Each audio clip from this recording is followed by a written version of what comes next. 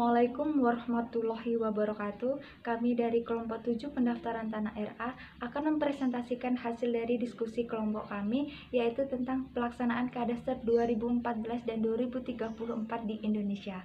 Nah, apa aja sih yang bakal kita bahas di presentasi kali ini? Yang pertama, permasalahan Kadaster di Indonesia. Yang kedua, hambatan Kadaster di Indonesia. Yang ketiga, pembahasan dan solusi. Dan yang keempat adalah kesimpulan. Pastikan banyak sih teman-teman yang nanya bagaimana sih agar sistem Kadaster 2014 dan 2034 di Indonesia ini bisa berjalan dengan baik. Nah, untuk mengetahui bagaimana sistem Kadaster 2014 dan 2034 di Indonesia ini bisa berjalan dengan baik, kita tuh harus mengetahui bagaimana permasalahan dan hambatan yang terjadi dalam proses terjadinya Kadaster 2014 dan 2034 yang terjadi di Indonesia. Setelah kita mengetahui bagaimana permasalahan dan hambatan yang terjadi, kita mencari solusi yang tepat untuk permasalahan dan hambatan yang terjadi tersebut.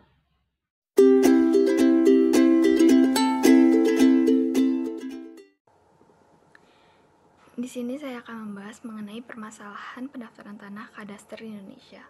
Yang pertama yaitu penjelasan hak publik dalam fasilitas umum. Di Indonesia memang sudah ada, namun belum diatur secara jelas dan rinci. Bila dibiarkan secara demikian terus-menerus, maka ini akan mengakibatkan konflik, misalnya monopoli oleh suatu golongan. Permasalahan yang kedua yaitu di Indonesia, Kadaster menangani peta dengan pendaftaran tanah yang mengadministrasikan buku tanah masih dibedakan. Bagian pemetaan dipegang oleh surveyor dan sedangkan notaris dan pengacara mengurus bagian pendaftaran tanah. Subdivisi ini mengakibatkan dua unit organisasi yang berbeda berurusan dengan hal yang sama.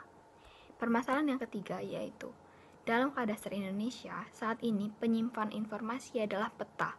Modeling di Indonesia saat ini masih sangat minim, hanya terbatas pada bangunan-bangunan tertentu, misalnya seperti apartemen. Permasalahan yang keempat yaitu seringkali kegiatan pengukuran dapat dilakukan oleh swasta dan swasta lebih baik hasil pengukurannya dibandingkan pemerintah. Hal ini membuat rakyat bingung harus melakukan pengukuran dengan siapa. Permasalahan yang kelima yaitu selama ini Kadaster terbatas penggunaannya hanya untuk keperluan pendaftaran tanah dan transaksi jual beli bidang tanah saja. Demikian.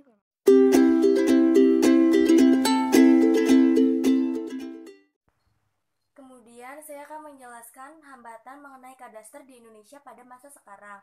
Jadi terdapat dua jenis hambatan, yaitu hambatan internal dan hambatan eksternal. Hambatan internal meliputi yang pertama, keterbatasan sumber daya manusia, yaitu pada tenaga pengukuran. Yang kedua adalah kurangnya pemahaman masyarakat mengenai Kadaster. Selanjutnya adalah hambatan eksternal. Hambatan eksternal yang pertama adalah banyaknya oknum-oknum yang tidak bertanggung jawab yang meminta bayaran maupun pungutan liar pada saat proses Kadaster berlangsung. Yang kedua adalah peningkatan pajak yang semakin tahun semakin meningkat. Hal ini membuat masyarakat menjadi mundur dari kepesertaan dikarenakan pajak yang terlalu tinggi.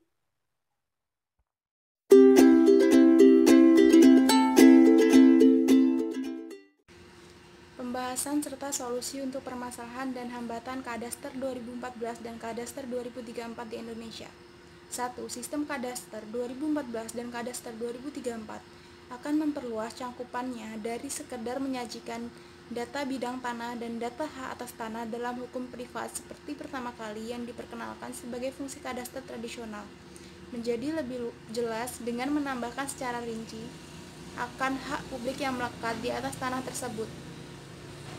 Bila batas pemanfaatan lahan jelas, maka konflik pemanfaatan lahan akan berkurang. Eksploitasi berlebihan akan suatu lahan akan berkurang juga sehingga terhindar dari kerusakan ataupun kehancuran. 2. Sistem administrasi pertanahan pada umumnya terpisah antara Kadaster yang menangani peta dengan pendaftaran tanah yang mengadministrasikan buku tanah. Untuk hal ini, Indonesia belum siap karena sumber daya manusia yang terbatas di kalangan BPN. Maka dari itu, perlu penambahan kuantitas maupun kualitas tenaga ahli. 3. Indonesia dinilai kurang siap untuk menerapkan statement modeling. Pengetahuan teknologi modeling masih minim di Indonesia. Selain itu juga masih minim pengetahuan teknologi di Indonesia. Oleh sebab itu, diperlukan dilakukan pelatihan untuk meningkatkan kualitas masyarakat Indonesia serta dilakukan penambahan alat yang canggih. 4. Kebanyakan pekerjaan dalam pembangunan dan pemeliharaan kadastral dapat dilakukan oleh pihak swasta. Namun demikian bukan berarti pemerintah kehilangan fungsi. Pemerintah tetap wajib menjamin keamanan legal dari sistem administrasi pertanahan. Pemerintah juga masih berkewajiban memonitoring dan pengendalian terhadap sistem yang berlangsung. Artinya, kerjasama pemerintah dengan pihak swasta akan semakin erat. 5. Pada saatnya nanti informasi kadaster selain memuat data pendaftaran tanah, juga memuat seluruh informasi lain yang berkaitan dengan bidang tanah. Peminatan informasi akan semakin beragam, tidak terbatas pada pendaftaran tanah. Semakin tingginya pemerintah akan informasi tersebut, diprediksi bahwa fee atau biaya dapat memperoleh informasi dapat mengembalikan biaya pembangunan dan pemeliharaan kadaster itu sendiri.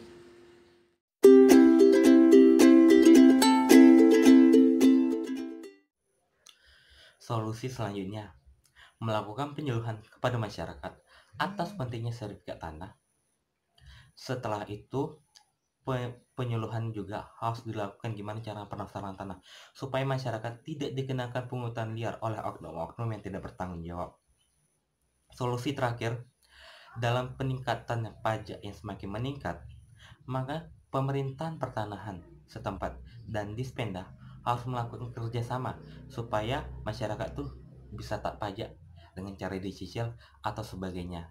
Kesimpulan dari presentasi kami tentang sistem kadaster 2014-2034 supaya Indonesia lebih baik, maka pemerintah harus menambah lebih banyak lagi tenaga ahli untuk mengukur sistem pertanahan di Indonesia, terus bekerja sama dengan pihak swasta tentang keamanan legal dan sistem administrasi pertanahan.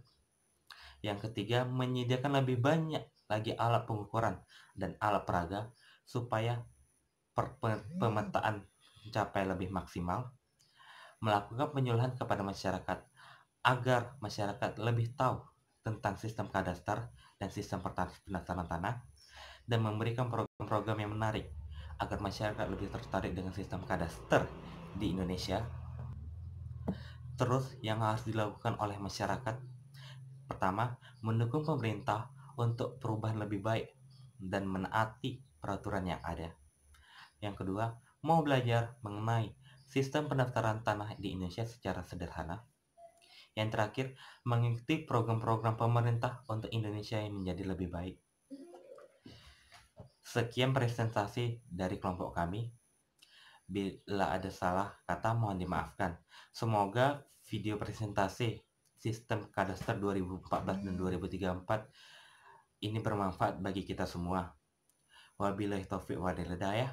Wassalamualaikum warahmatullahi wabarakatuh.